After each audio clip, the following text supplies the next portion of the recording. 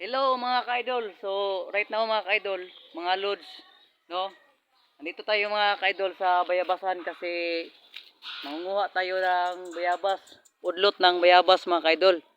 Ito mga ka-idol. Kasi na disgrasya yung ano natin ka-idol, yung laki ng bayabas idol oh. Sarap talaga oh. Dami ng bunga mga ka-idol oh, ang lalaki pa, no? Oh. Yan mga ka-idol oh.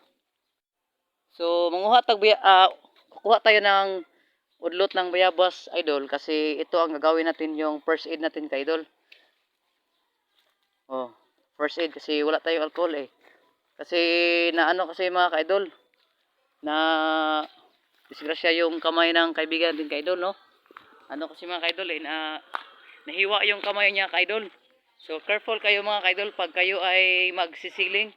Kasi matutulis yung mga paring at saka wulanggil nga ginagamit natin mga ka-idol. So ito mga ka-idol.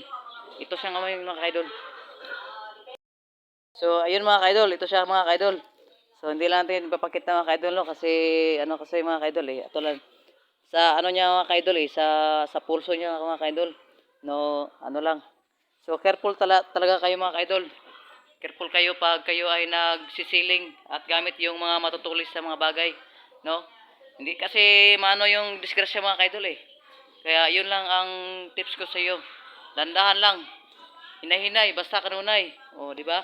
Huwag yung masyadong paspas kasi ano eh, madisgrasya kayo eh. Malapit kayo sa disgrasyan pag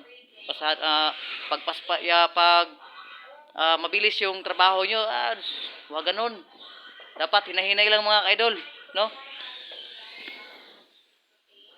Yan siya mga ka-idol. So, nagre-relax lang muna siya mga ka-idol. Tapos, ito yung panglunas muna natin mga ka-idol. Bibili lang tayo mamaya, no? So, okay. So, yan lang mga ka-idol. At, dandahan lang kayo sa pagtatrabaho ng mga idol. Ingat palagi mga ka-idol.